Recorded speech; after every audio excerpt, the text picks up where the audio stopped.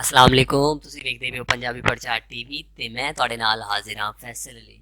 ਤੇ ਅੱਜ ਦੀ ਵੀਡੀਓ ਬਹੁਤ ਹੀ ਖਾਸ ਵੀਡੀਓ ਹੈ ਸਾਡੀ, ਔਰ ਵੀਡੀਓ ਨੂੰ ਐਂਡ ਤੱਕ ਦੇਖਿਓ ਕਿਉਂਕਿ ਅੱਜ ਅਸੀਂ ਵੀਡੀਓ ਜੋ ਤੁਹਾਡੇ ਨਾਲ ਸਾਂਝੀ ਕਰ ਰਹੇ ਹਾਂ ਤੇ ਇਹ ਪਿਆਰ ਭਰੀ ਮੁਹੱਬਤ ਭਰੀ ਵੀਡੀਓ ਹੈ। ਔਰ ਇਹਦੀ ਇਸ ਵੀਡੀਓ ਨੂੰ ਤੁਹਾਨੂੰ ਦਿਖਾਉਣ ਦੀ ਕੀ ਵਜ੍ਹਾ ਹੈ ਉਹ ਵੀ ਤੁਹਾਨੂੰ ਇਸ ਵੀਡੀਓ 'ਚ ਦੇਖਣ ਨੂੰ ਮਿਲੇਗਾ ਔਰ ਸੁਣਨ ਨੂੰ ਮਿਲੇਗਾ।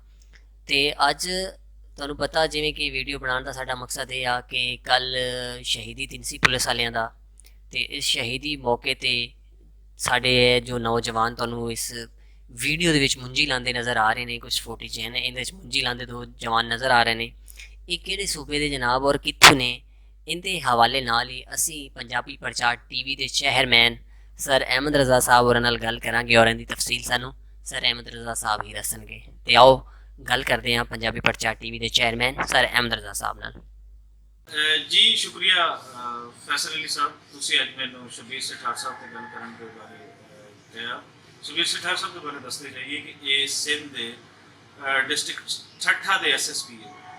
इन्हों का कल का जो कदम है जो सोशल मीडिया पर देख चुके हो, ये इंतहाई अहम है और इलामती हवाले के नाल भरपूर अहम है कि तुसी अपने एक पुलिस अफिसर के ਉਹਦੇ ਘਰ ਵਾਲਿਆਂ ਨੂੰ ਆਪਣਾ ਘਰ ਵਾਲੇ ਸਮਝੋ।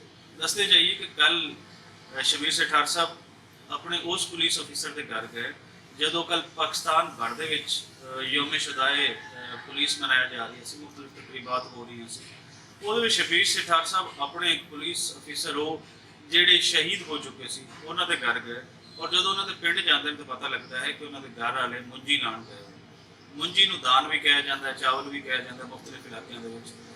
ਜਦੋਂ ਇਹ ਪਤਾ ਲੱਗਦਾ ਹੈ ਤੇ ਉਹ ਉਸ ਜਗ੍ਹਾ ਤੇ ਗਏ ਜਿੱਥੇ ਉਹਦੇ ਘਰ ਵਾਲੇ ਮੁੰਜੀ ਲਾ ਰਹੇ, ਔਰ ਉੱਥੇ ਜਾ ਕੇ ਨਾ ਸਿਰਫ ਉਹਨਾਂ ਦਾ ਹੌਸਲਾ ਨਹੀਂ ਵਧਾਇਆ ਬਲਕਿ ਉਹਨਾਂ ਨੂੰ ਇਹ ਕਿਹਾ ਕਿ ਕੀ ਹੋਇਆ ਜੇ ਤੁਹਾਡਾ ਬੇਟਾ ਨਹੀਂ ਹੈ, ਮੈਂ ਵੀ ਤਾਂ ਤੁਹਾਡਾ ਬੇਟਾ ਹਾਂ, ਔਰ ਉਹਨਾਂ ਦੇ ਨਾਲ ਮਿਲ ਕੇ ਮੁੰਜੀ ਲਾਣੀ ਸ਼ੁਰੂ ਕਰ ਦਿੱਤੀ। ਇਸ ਤਰ੍ਹਾਂ ਤੁਸੀਂ ਤਸਵੀਰਾਂ ਦੇ ਵਿੱਚ ਵੀ ਪਹਿਲੇ ਦਿਖਾਇਆ ਔਰ ਅੱਗੇ ਵੀ ਡਿਟੇਲ ਦੇ ਵਿੱਚ ਉਹ ਪਿਕਚਰਸ ਦਿਖਾਓਗੇ।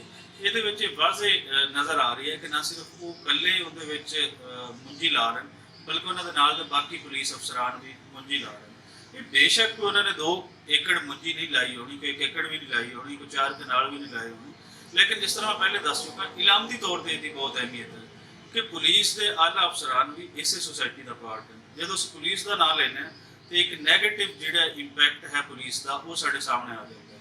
ਬੇਸ਼ੱਕ ਉਹਦੇ ਵਿੱਚ ਪੁਲਿਸ ਦੇ ਬਹੁਤ ਸਾਰੇ ਲੋਕਾਂ ਦਾ ਉਹਦੇ ਵਿੱਚ ਹੈ, ਇੱਕ ਕਿਰਦਾਰ ਉਹਨਾਂ ਦਾ ਹੈ, ਨੈਗੇਟਿਵ ਕਿਰਦਾਰ ਵੀ ਹੈ, ਲੇਕਿਨ ਅਸੀਂ ਸਿਰਫ ਔਰ ਸਿਰਫ ਪੁਲਿਸ ਦਾ ਜਿਹੜਾ ਨੈਗੇਟਿਵ ਕਿਰਦਾਰ ਹੈ ਉਸ ਨੂੰ ਸਾਹਮਣੇ ਲਿਆਉਂਦੇ ਹਾਂ। ਅਸੀਂ ਆਪਣੀਆਂ ਮਹਿਫਲਾਂ ਦੇ ਵਿੱਚ ਵੀ, ਆਪਣੀ ਜੁਗਤਾਂ ਦੇ ਵਿੱਚ ਵੀ, ਆਪਣੇ ਲਤੀਫਿਆਂ ਦੇ ਵਿੱਚ ਵੀ ਪੁਲਿਸ ਦਾ ਨੈਗੇਟਿਵ ਕਿਰਦਾਰ ਜਿਹੜਾ ਉਸ ਨੂੰ ਪੇਸ਼ ਕਰਨਾ, ਲੇਕਿਨ ਅਸੀਂ ਇਸ ਤਰ੍ਹਾਂ ਦਾ ਜਿਹੜਾ ਮੁਸਬਤ ਕਰੈਕਟਰ ਰੱਖਣ ਵਾਲੇ ਲੋਕ ਨੇ, ਇਸ ਤਰ੍ਹਾਂ ਦੇ ਜਿਹੜੇ ਸਾਡੇ ਸਾਹਮਣੇ ਮਿਸਾਲਾਂ ਹੈ, ਅਸੀਂ ਉਹਨਾਂ ਨੂੰ ਕਦੇ ਸਾਹਮਣੇ ਲੈ ਕੇ ਨਹੀਂ ਆਉਂਦੇ। ਇਹ ਤੇ ਭਲਾ ਹੋਇਆ ਸੋਸ਼ਲ ਮੀਡੀਆ ਦਾ ਜਿਹਦੇ ਥਰੂ ਸਾਨੂੰ ਪਤਾ ਚੱਲਦਾ, ਔਰ ਮੈਂ ਸ਼ੁਕਰੀਆ ਅਦਾ ਕਰਨਾ ਤੁਹਾਡਾ ਕਿ ਤੁਸੀਂ ਇਸ ਤੇ ਇੱਕ ਵੀਡੀਓ ਦੇ ਰਹੇ ਹੋ। ਯਕੀਨਨ ਸੁਣਨ ਵਾਲਿਆਂ ਨੂੰ ਇਸ ਵੀਡੀਓ ਨੂੰ ਜਿਸ ਤਰ੍ਹਾਂ ਮੇਰੇ ਦਿਲ ਦੇ ਵਿੱਚ ਉਹਨਾਂ ਦੀ ਰਿਸਪੈਕਟ ਵਧੀ ਹੈ, ਮਜ਼ੀਦ ਸੁਣਨ ਵਾਲਿਆਂ ਦੇ ਦਿਲ ਦੇ ਵਿੱਚ ਵੀ ਉਹਨਾਂ ਦੀ ਰਿਸਪੈਕਟ ਵਧੇਗੀ, ਔਰ ਇਸ ਤਰ੍ਹਾਂ ਸੁਸਾਇਟੀ ਦੇ ਵਿੱਚ ਆਪਸੀ ਜਿਹੜਾ ਭਾਈਚਾਰਾ ਹੈ ਉਸ ਨੂੰ ਫਰੋਗ ਮਿਲੇਗਾ। ਬਹੁਤ ਸ਼ੁਕਰੀਆ।